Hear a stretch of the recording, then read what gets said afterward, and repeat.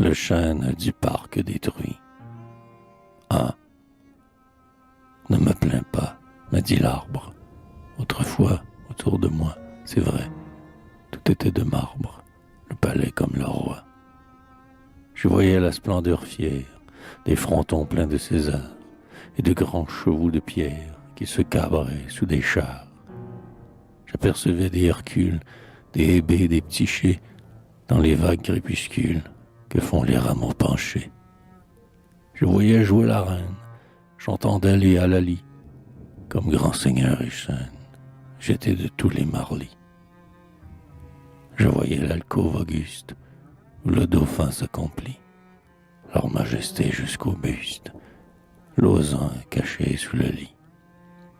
J'ai vu les nobles broussailles, j'étais du royal jardin, j'ai vu la chaise à Versailles, comme Satan dans Éden.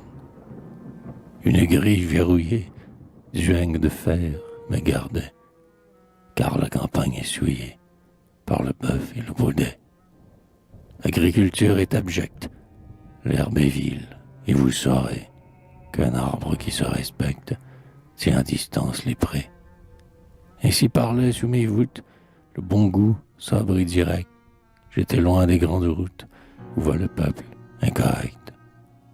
Le goût fermait ma clôture, car c'est pour lui l'abaisser que, dans l'art et la nature, tout soit derrière un fossé.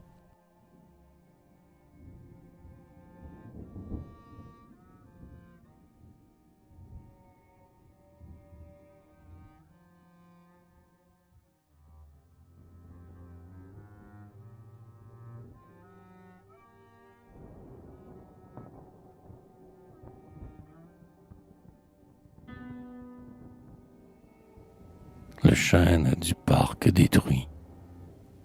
2. J'ai vu les cœurs peu rebelles, les grands guerriers tourtereaux, ce qu'on appelait les belles, ce qu'on nommait les héros. Ces passants et ces passantes éveillaient mon grondement, mes branches sont plus cassantes qu'on ne croit communément. Ces belles, qu'on loue en masse, erraient dans les verts préaux, sous la railleuse grimace de tellement des réaux. Le héros, grand sous le prisme, était prudent et boudeur, et mettait son héroïsme à la chaîne en sa grandeur. Dans la guerre meurtrière, le prince avait le talent d'être tiré par derrière par quelque boileau tremblant. La raison d'état est grave, il s'y faisait, par moments, des craintes d'être trop brave, attaché solidement.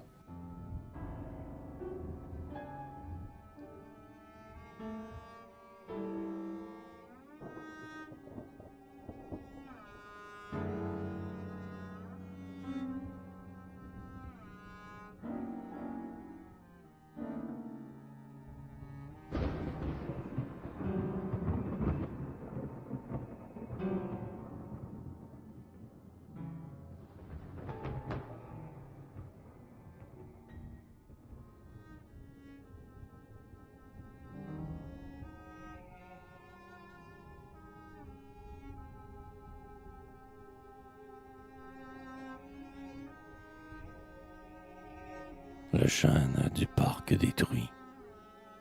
3. J'ai vu comment, d'une patte, en ce siècle sans pareil, on épouse un cunjate et de l'autre le soleil.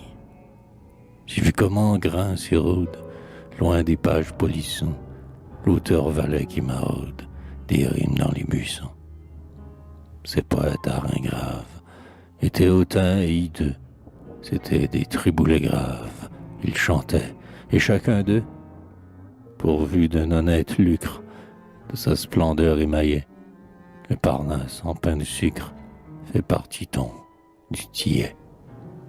Ces êtres, tordant la bouche, jetant leur voix en éclats, prenaient un air très farouche pour faire des vers très plats. Dans Marly qui les tolère, ils marchaient hagards, nerveux, les poings crispés, l'œil colère, leurs phrases dans leurs cheveux. À la valière boiteuse, ils donnaient chiffres et papos, et leurs phrases étaient menteuses, et leurs cheveux étaient faux.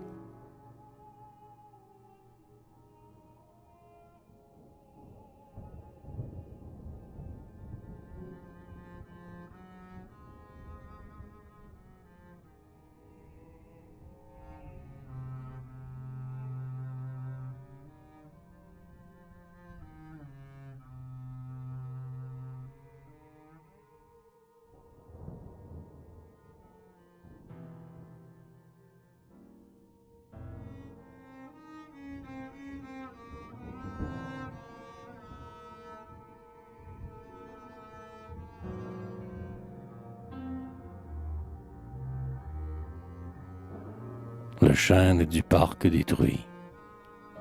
4. Toujours, même en un désastre, les yeux étaient éblouis. Le grand Louis, c'était l'astre. Dieu, c'était le grand Louis. Bossuet était fort pleutre. Racine inclinait son verre.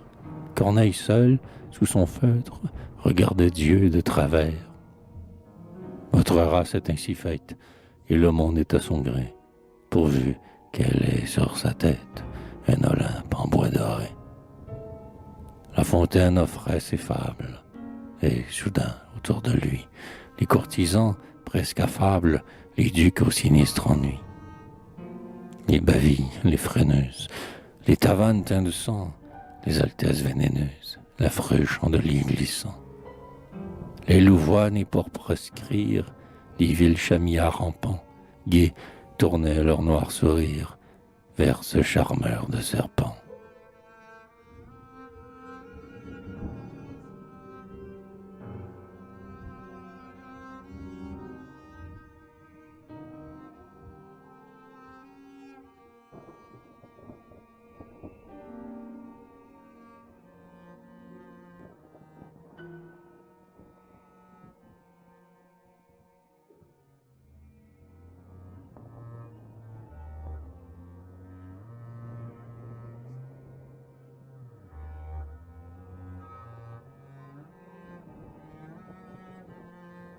Le chêne du parc détruit.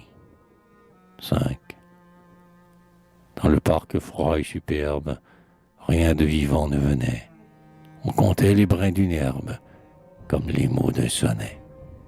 Plus de danse, plus de ronces, comme tout diminuait. Le nôtre fit la quiconce, et lui le menuet. Naïf, que l'équerre et bête semblaient porter des rabats. La fleur faisait la courbette, l'arbre mettait chapeau bas. Pour saluer dans les plaines, le phébus sacré dans Reims, on donnait aux pauvres chênes des formes d'alexandrin. La forêt, tout écourtée, avait l'air d'un bois piteux qui pousse sous la dictée de Monsieur l'abbé Batteux.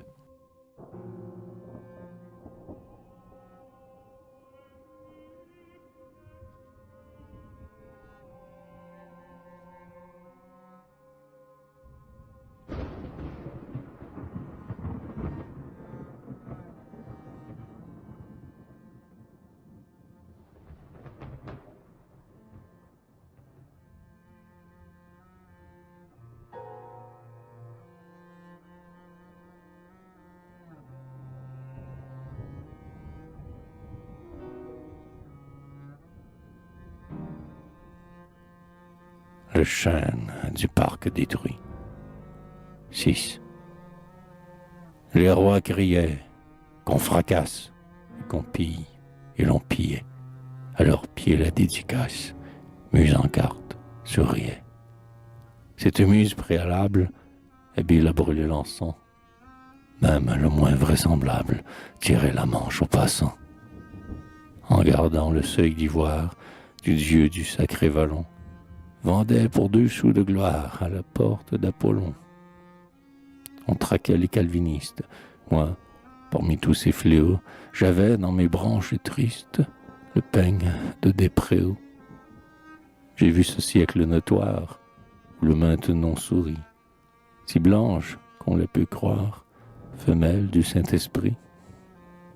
Quelle féroce colombe j'ai vu frémir l'Aubigny, quand sur son nom, dans sa tombe, l'édit de Nantes a saigné. Tout s'offrait au roi, les armes, les amours, les cœurs, les corps. La femme vendait ses charmes, le magistrat ses remords. La cour, peinte sur Brantôme, reparaît pour Saint-Simon. Derrière le roi fantôme, rit le confesseur démon.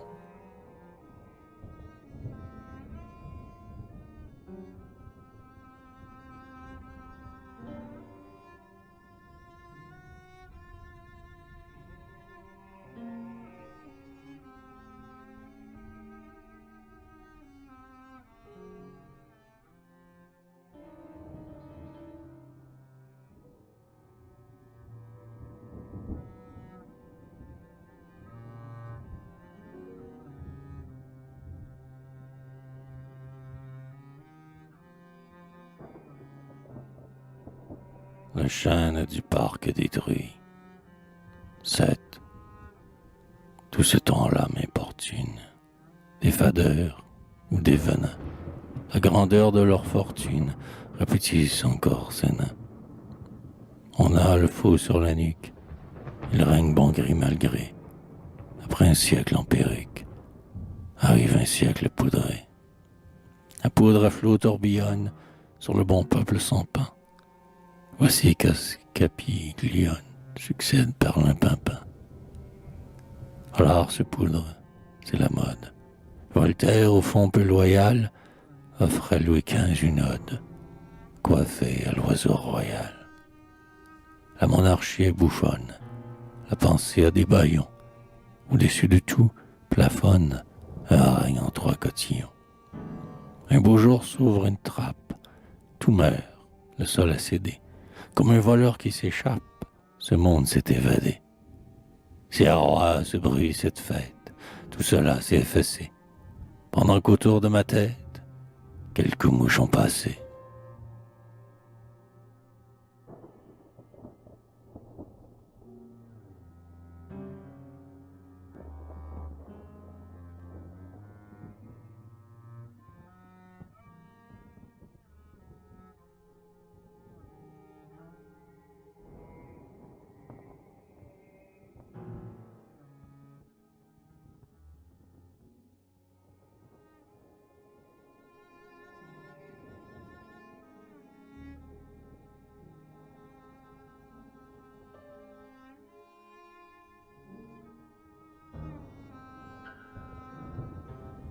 Le chêne du parc détruit.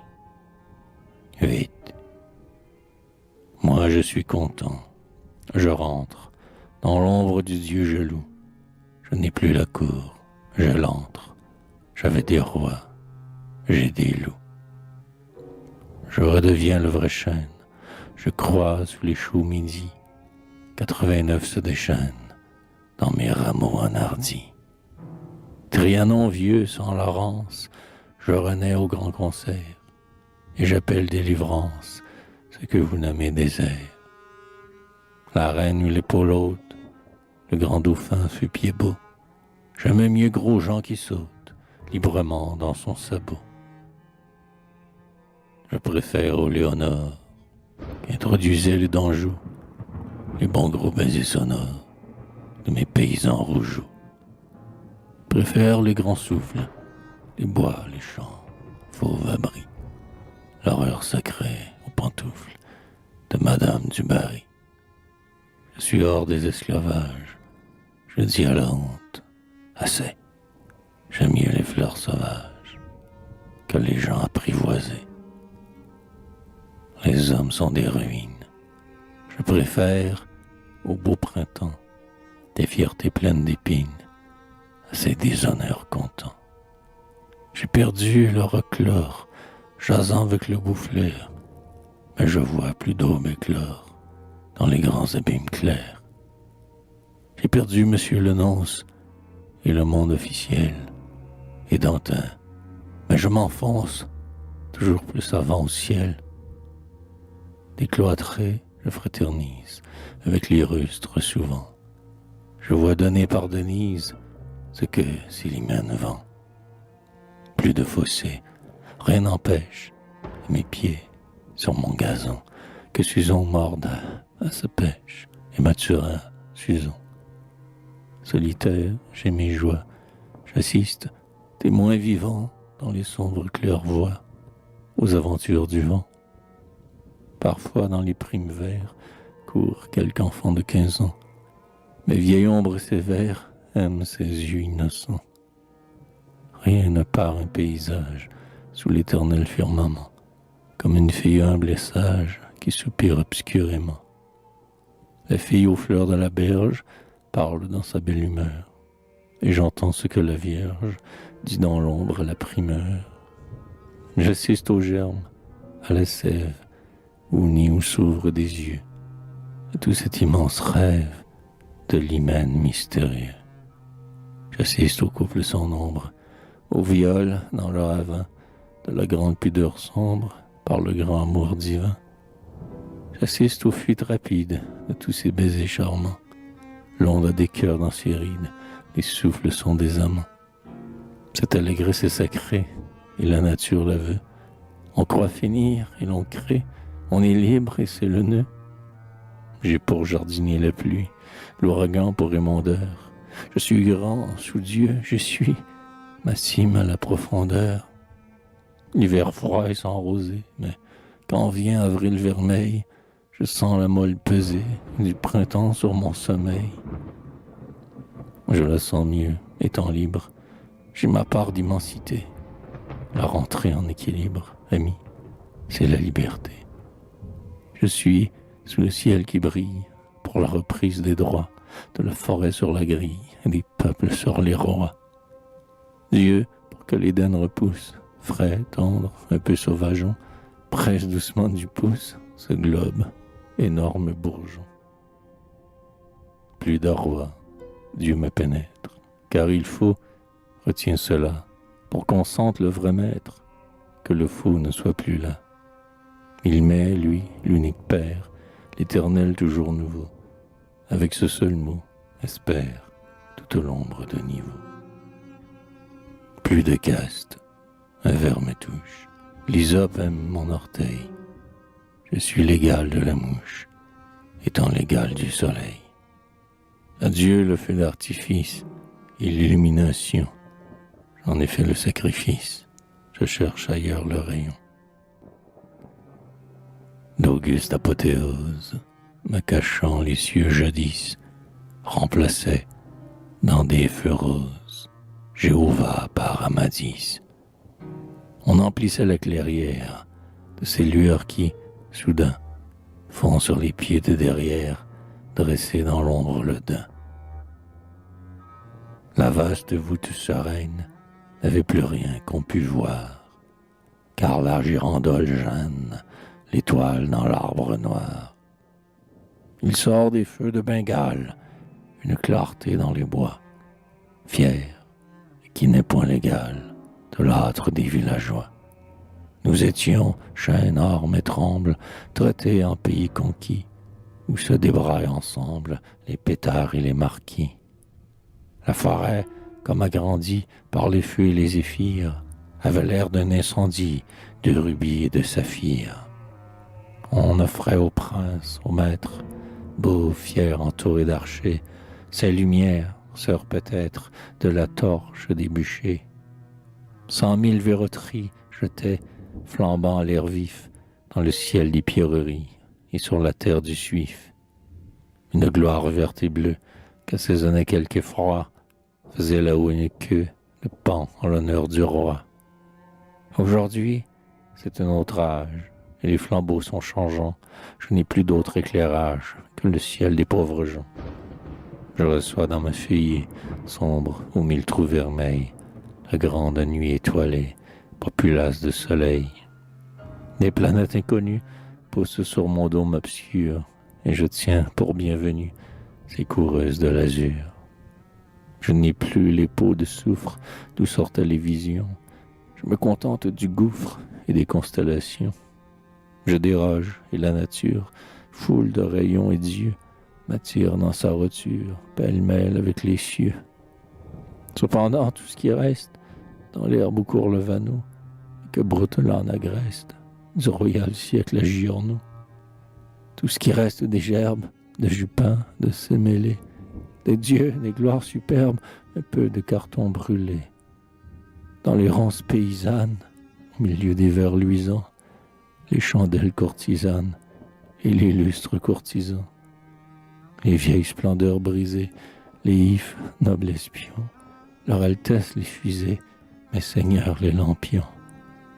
Tout ce beau monde me raille, éteint, orgueilleux et noir, j'en ris, je m'en canaille, avec les astres le soir.